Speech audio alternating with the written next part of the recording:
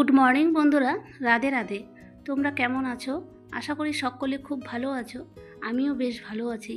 আমি শান্তি, আর শান্তির ঘর সংসার চ্যানেলের নতুন একটি ব্লগে তোমাদের সবাইকে স্বাগতম। এখন ঘড়িতে বাজে সকাল 6:30। তো আজ হচ্ছে বৃহস্পতিবার। তো দেখো সকালবেলা কত সুন্দর ঝলমলে রোদ দিয়েছে। মনে হয় না যে আবার বৃষ্টি হবে। তো কখনো বৃষ্টি, কখনো মেঘ, কখনো রৌদ্র, এভাবেই আর কি সারাদিনটা চলবে। আর যেহেতু এখন শ্রাবণ মাস, সেই কারণে বৃষ্টি তো হবেই। তো দেখো আমি সুন্দর করে এখন ঘরের বিছানাগুলো তুলে নিচ্ছি, তারপরে ঝেড়ে নিব। আর আমার বাড়ি ঝাড় দেওয়া কিন্তু কমপ্লিট হয়ে গেছে। তো এদিকে নিচে খেতে দিয়েছি ছেলেকে কলামুড়ি, খাইয়ে স্কুলে পাঠিয়ে দেবো, যেহেতু ওদের পরীক্ষা চলছে। আর আজকে দিয়ে শেষ, 3 দিন পরীক্ষা হলো। তো 7:30টার সময় কিন্তু ওদের পরীক্ষা শুরু হয়ে যাবে। তাড়াহুড়ো করেই আর কি কাজগুলো সেরে ছেলেকে বের করে দিয়ে তারপরে আমি রান্নার কাজে যাব। আর স্নান পুজো এখনও আমার হয়নি, যেহেতু মেয়ে আবার স্কুলে যাবে। তো মেয়ে যাবে 10টার দিকে, সেই কারণে তাড়াহুড়ো করে ওকে আগে রান্নাটা করে দিই। আর এদিকে দেখো আমার রান্না হয়ে গেছে, শুধু আলুর তরকারি করেছি। আর মূলো শাকের ডাঁটার আর কি সরিষা বাটা দিয়ে একটা তরকারি হয়েছে। আজকে যেহেতু বৃহস্পতিবার, সেই কারণেই সিম্পলভাবে রান্নাবান্না করেছি। আর দেখো সামনেটা কত জ্যাম লেগে গেছে। পিছনে স্কুল বাস দাঁড়িয়ে আছে, আর সামনের দিকে পাট ফেলছে নদীতে ট্রাক্টরে করে এনে, তো পাট পচানোর জন্য। আর এইদিকে দেখো কিছুক্ষণ বাদেই কিন্তু বৃষ্টি শুরু হয়ে গেছে, আমাদের জমিতে ধান লাগানো হচ্ছে। তো কত সুন্দর লাগছে বৃষ্টিটা। এখন আসছি আমি রান্নাঘরে। তার আগে কিন্তু আমার স্নান পুজো খাওয়া দাওয়া সব কিছু কমপ্লিট হয়ে গেছে। একটু শুয়েছিলাম, তো ভাবছি কি ভিডিও করব। আর অনেক দিন ধরেই কিন্তু একটা টেনশনে ছিলাম যে চিমনিটা কোন দিন পরিষ্কার করা যায়, যেহেতু বাড়িতেই আমি নিজেই পরিষ্কার করি। আর যখন খুব সমস্যা হবে তখন সার্ভিসম্যানকে আর কি ডাকি। তো দেখো রান্নাঘরের কি অবস্থা হয়ে আছে। তো প্রথমে এই যে চিমনিটা পরিষ্কার করার জন্য প্লাগটা খুলে দিলাম লাইন থেকে। তো এখন রান্নাঘরটা সুন্দর করে চারিদিকটাই গোছগাছ করব, প্লাস আজকে চিমনিটা পরিষ্কার করব। তো প্রথমে এই যে ফিল্টারটা, এটা হচ্ছে খুলে দিব।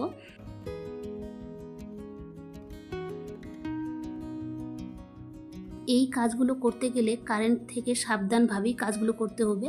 তো দেখো আমি চালনিটা এখন খুলে নিয়েছি, আর কতটা তেল চিটি হয়ে গেছে ভিতরেরটা। এই মোটরটা আমি কিন্তু পরিষ্কার করব না, এটা হচ্ছে সার্ভিসম্যানকে ডেকেই ভালোভাবে পরিষ্কার করতে হবে। তো যেহেতু এখন আমি বর্তমানে নিজে করছি, সেই কারণে ভিতরে আর কিছু করলাম না, বাইরেরটা শুধু আর নেটটা আর এগুলোই পরিষ্কার করব। তো দেখো কতটা তেল জমে আছে, আর এই তেলটা হচ্ছে সম্পূর্ণটাই হাওয়াতে উড়ানো তেল। তো রান্নার সময় কতটা তেল তাহলে উড়ে চলে যায়। তো ওই তেলটাই আর কি চিমনিটা টেনে নিয়ে এইভাবে সংগ্রহ করে রাখে, যাতে ঘরগুলো তেলচিটে ভাব না হয় কোনো জিনিসপত্রতে।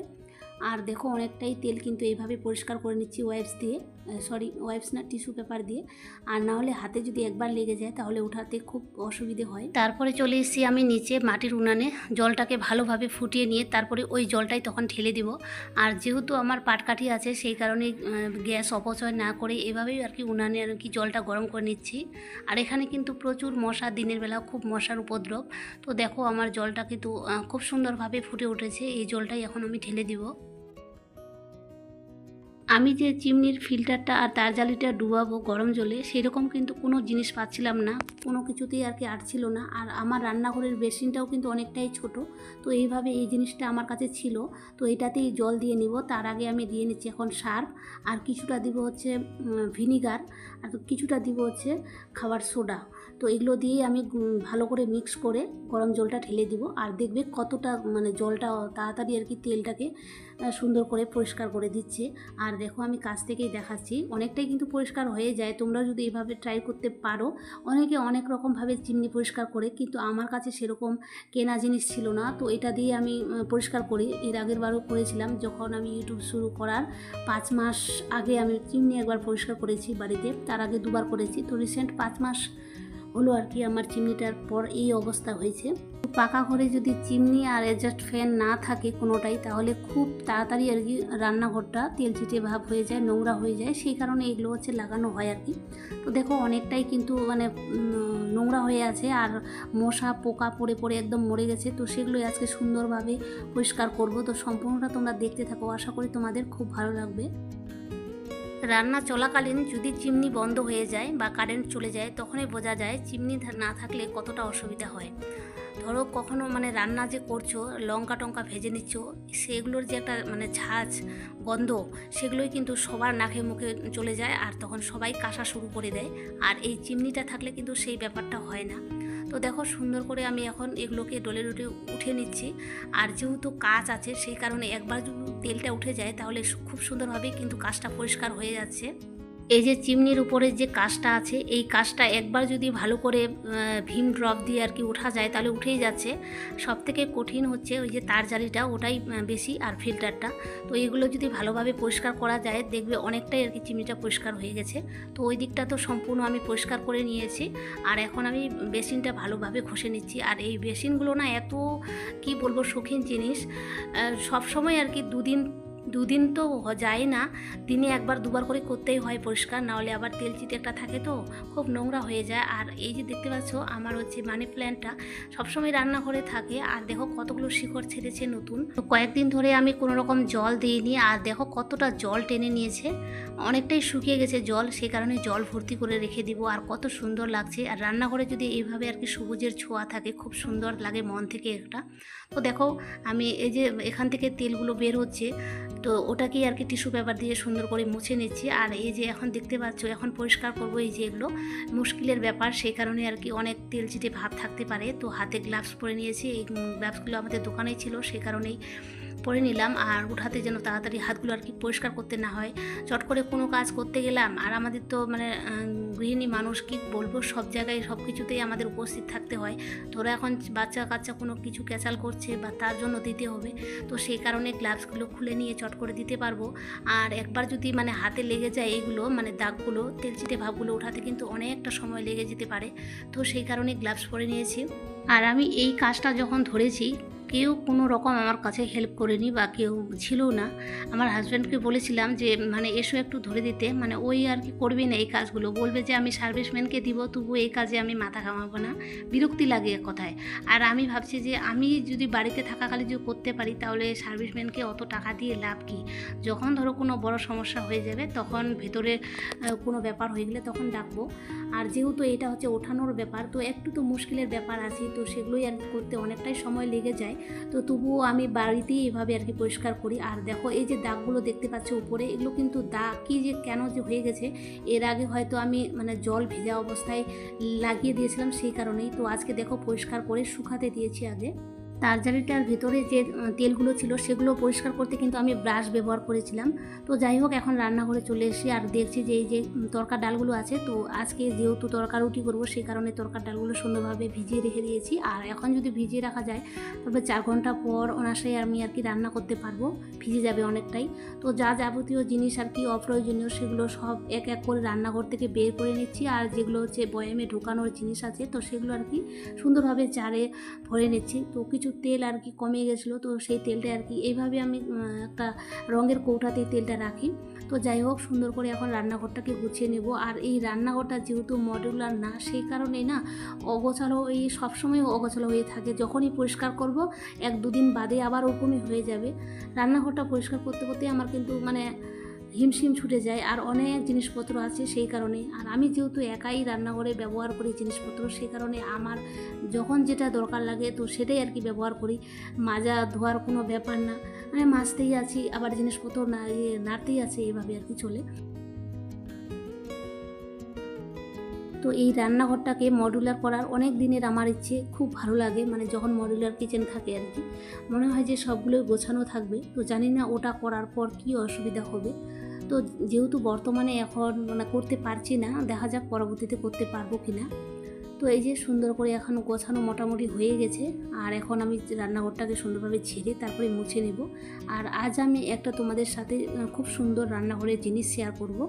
এই জিনিসটা আমি আমার দেওরের দোকান থেকেই নিয়ে এসেছি, মানে সব রকম জিনিস রাখে আর কি বাসন কোসনের। তো ওই জিনিসটা আমি অর্ডার দিয়েছিলাম, আনিয়েছিল, কিন্তু দেখার পর ভেবেছি যে এতটাই হেভি আসছে আর এত দাম, তো নেওয়া হয়নি আর কি। তো অনেক দিন পর হলো, 7-8 মাস পর আবার ওই জিনিসটাই আজকে আমার পছন্দ। বলছি যে না, যেহেতু তোর কাছে এই জিনিসটা আছেই এখনও, আমি নিয়ে নিই। আর ওই বলছে যদি তুমি না নাও তাহলে আমার বাড়ির জন্য আমি রেখে দিব। তো সেই কারণেই আর কি আমি ভাবছি যে না, আমি আজকে নিয়ে যাই, এটা আমার লাগবে, সত্যিই খুব লাগবে, দরকারি জিনিস একটা। তো সেটাই জিনিস নিয়ে এসেছি। আর কী জিনিস নিয়ে এসেছি তোমাদের সাথে শেয়ার করব। আর এই যে দেখতে পাচ্ছ, এই যে মশলাদানিগুলো খুব তেলচিটে হয়ে যায়, যেহেতু আমার রান্নার পাশে খুব এগুলো থাকে। তো হঠাৎ করে মাথায় প্ল্যান এলো, যদি আমি ওয়াইপস দিয়ে সুন্দরভাবে মশলাদানিগুলো মুছে নিই তাহলে কোনো অসুবিধাই হবে না। আর আমি যতবারই মশলাদানি ধুয়েছি ততবারই হালকা করে উপরে জল দিয়েছি, তারপরে আমি ন্যাকড়া দিয়ে মুছে নিয়েছি। তখন দেখছি কি অনেকটাই না ভেতরে যে মশলা বলো, লঙ্কা বলো, সেগুলো না হালকা করে একটু ভিজে যায়, মানে জল যদি টাইট করা থাকে তবুও ভিজে যায়। আর এই ওয়াইপস দিয়ে মুছলে কোনো অসুবিধাই হচ্ছে না।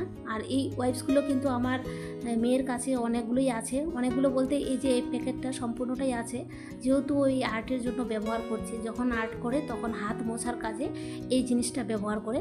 তো ওইখান থেকে এই দুটো আমার প্রয়োজন হয়েছে, তো নিয়ে এসেছি। তো তারপরে দেখো আমার কত সুন্দর চকচকা হয়ে গেছে একদম তারচালিটা। আর এগুলো এখন সুন্দর করে লাগিয়ে নিব। তো দুই দিকে দুটো লক সিস্টেম আছে খাঁজ কাটানো, তো সেইভাবেই আর কি বসিয়ে দিলেই হয়ে যাবে। আর শেষে হচ্ছে লাটগুলো সেটে দিব। তো বৃহস্পতিবারের দিনে এই কাজটা সম্পূর্ণ করতে পেরেছি, সম্পূর্ণ রান্নাঘর ডিপ ক্লিন করেছি, মন থেকে একটা আলাদাই শান্তি অনুভব হচ্ছে। তো অনেক দিন ধরেই আমার মানে এই জিনিসটা করার বাকি ছিল, যে কোন দিন করব, এভাবেই 5 মাস কেটে গেল। আর বেশি দিন যদি এভাবেই রাখা যায় তাহলে না তেল চিটেগুলো অনেকটাই বসে গিয়ে দাগ লেগে যেতে পারে, সেই কারণে আর কি হয়ে উঠছিল না। আর আজকে ফাইনালি করেই ফেললাম। আমি কিন্তু চিমনির ভেতরটা কোনো রকমই হাত দিইনি। কারো যদি কোনো সমস্যা থাকে তো অবশ্যই আর কি মানে সার্ভিসম্যানকে ডেকে এনেই এই কাজটা করা ভালো। তো দেখো আমি তোমাদের একবার চালিয়ে দেখাচ্ছি।